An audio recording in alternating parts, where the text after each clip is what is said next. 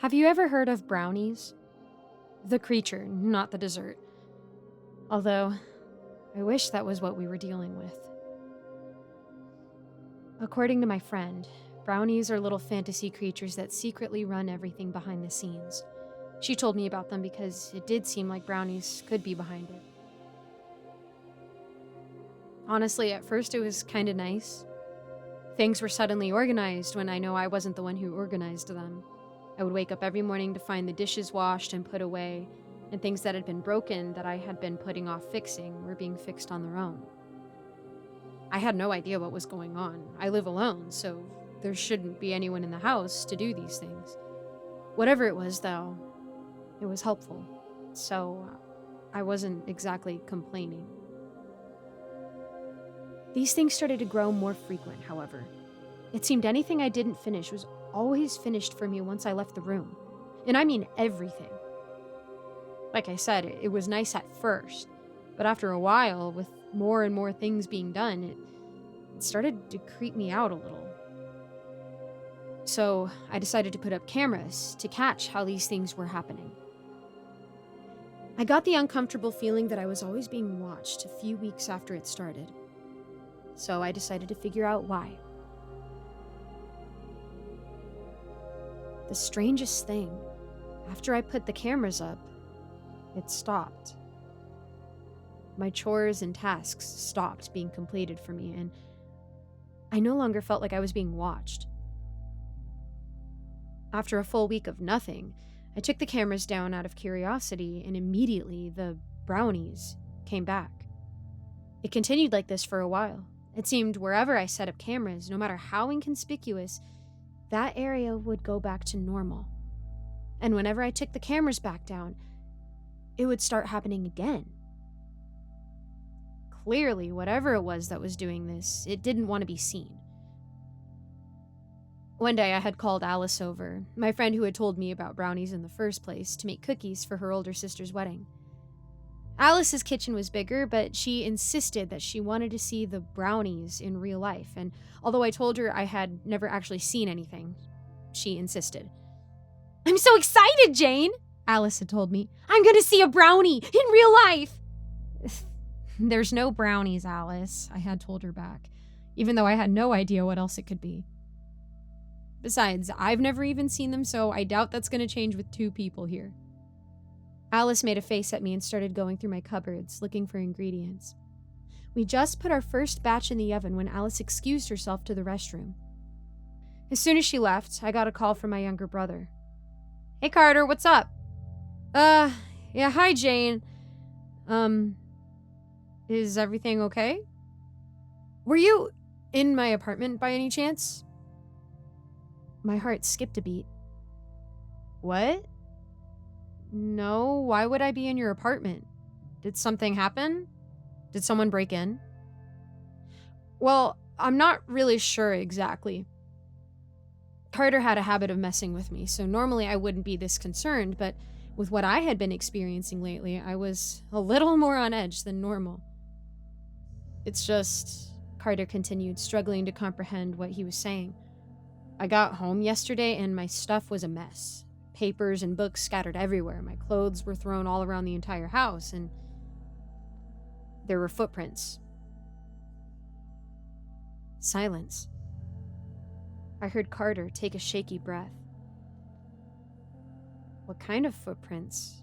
I asked. More silence. "Carter? Hello? What kind of footprints?" "Are you home?" he finally asked. It was barely a whisper. I had never heard so much fear in his voice. "Carter? Yes, I'm home. What's going on?" It sounded like he was silently sobbing. Finally, he just whispered, with more fear in his voice than ever. "Can you come over?" The cookies had 2 minutes left in the oven. I saw something out of the corner of my eye, so subtle I didn't even consciously register it, but I knew in the back of my mind that they wouldn't burn as I grabbed my keys and purse. I vaguely noticed a note on the counter in my handwriting. I didn't know what it said, but I didn't care as I raced out of the door. My car was unlocked and running, which had happened a few times before. I was in a rush. I knew the Brownies were at work, making sure I was able to get to Carter's apartment as fast as possible. That should have been worrying, especially because why on earth would these things want to help me? I didn't even check the note. I had no idea what it said.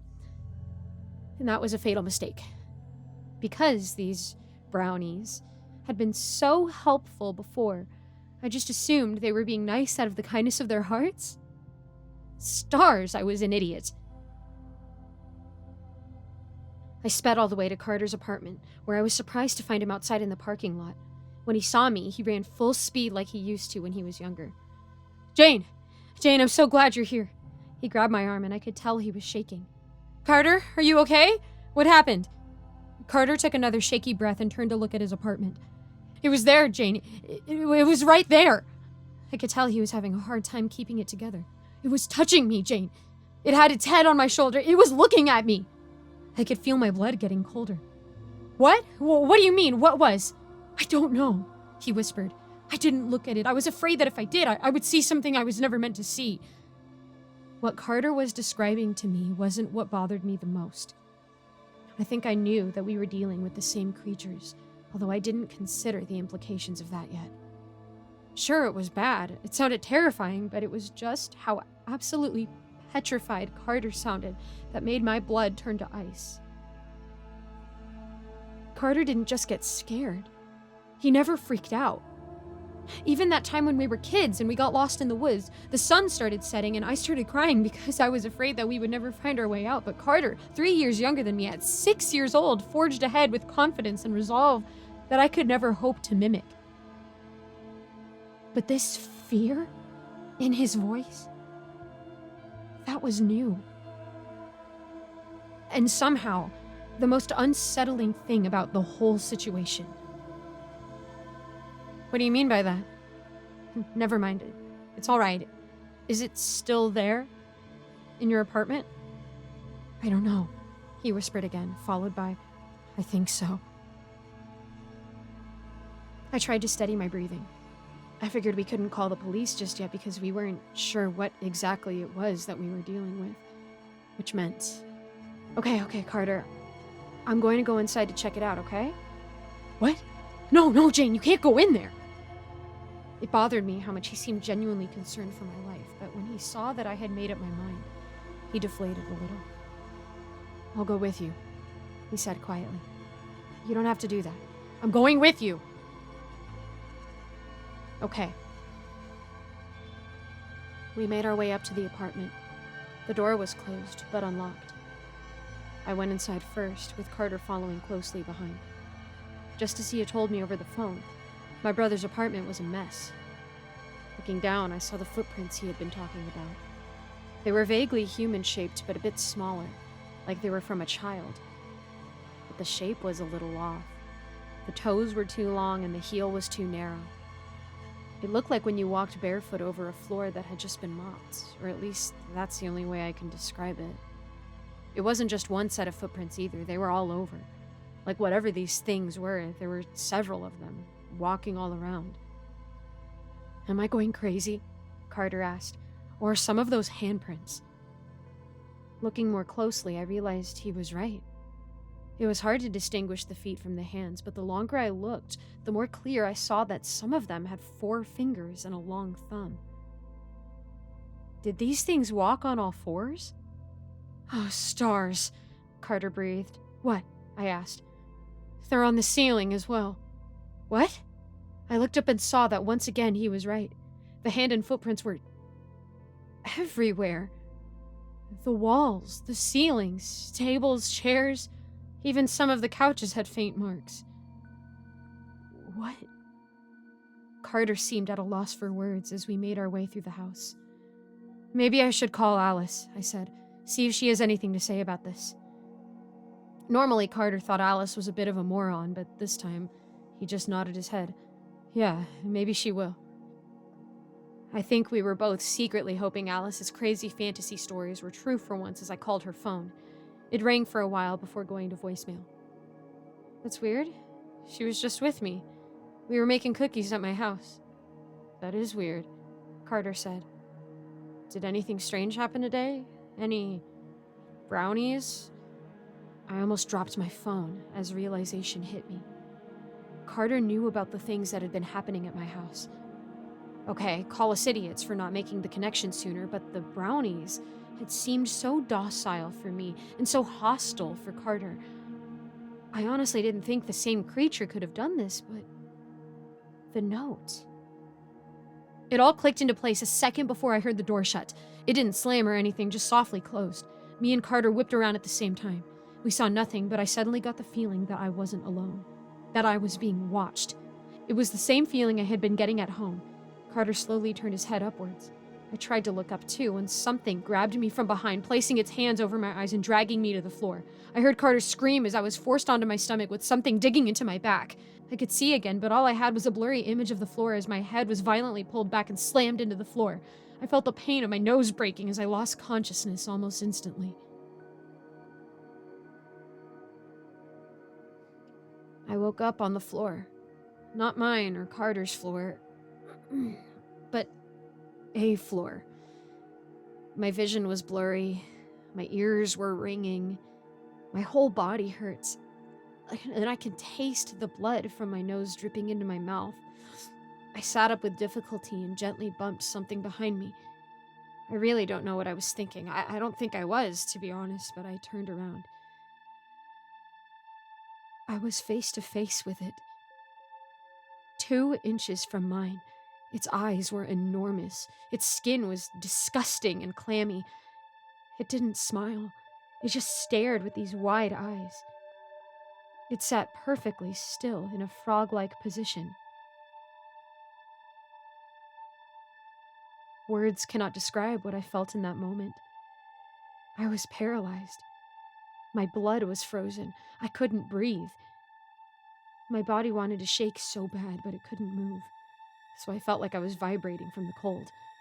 The air around me wasn't even chilly. In fact, it didn't really have a temperature. Suddenly, it scurried away into the darkness and out of sight. It was quick. Too quick. I felt a chill go down my spine. It was then that I became aware of a sound that had been present the whole time. I had just been too shaken up and afraid to notice it before. The sound was muffled. It sounded like someone was being gagged and sobbing quietly. I felt sick to my stomach. I turned again and almost threw up and passed out at the same time when I saw where the sound was coming from. His bones were broken at all the joints. One stood behind him, its arms under his, holding him up. Another one had his head tilted back, so he was looking straight up. It was trying to shove its arm down his throat. Ugh. The sound was horrible, and saying I felt physically ill was an understatement. My mouth hung open slightly as I took in the sight. The sound started fading a little, getting weaker, as I heard and watched my brother die horrifically in real time. Finally, it pulled its arm out. I won't even describe what I saw as Carter's stomach was ripped out through his mouth. His jaw had already been broken, but it had been ripped open wider and wider as these things attempted to rip his organs out through his mouth.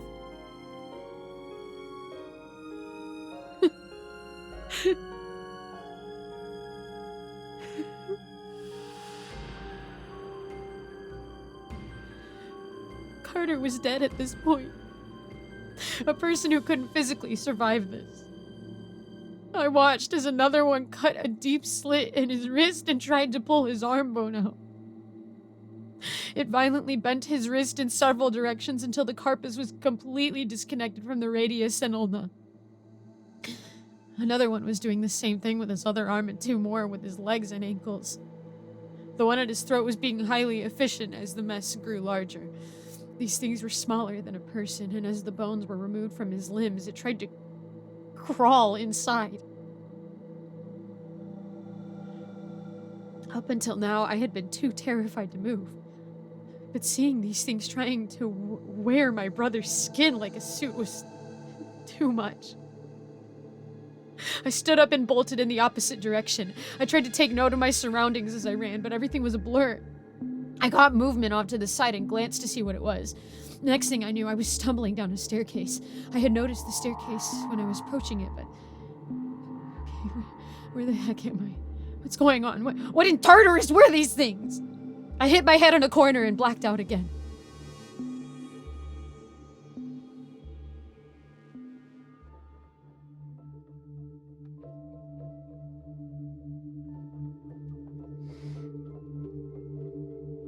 A week later, I was driving to visit Alice at the mental hospital.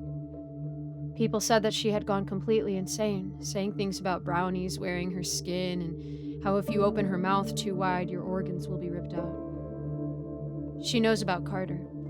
She's the only other person that knows. And I really don't know how. She wasn't there when Carter died. I think something must have happened to her after I left the house that day. When I woke up in bed after hitting my head, she was already there.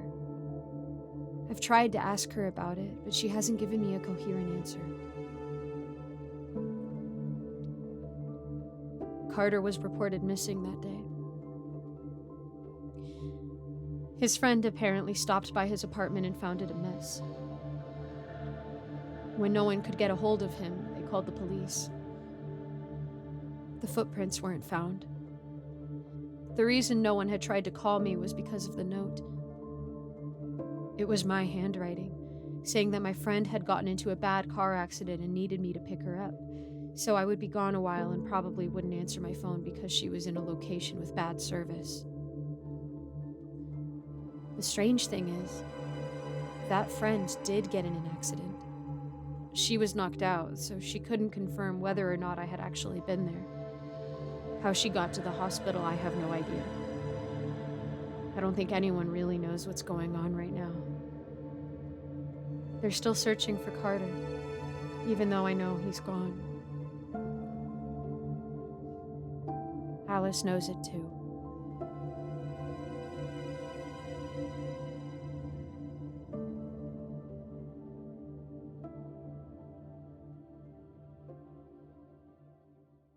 Thank you so much for listening to my narration of this wonderful story. Don't forget to support the author, which I have linked in the description, as well as the original story.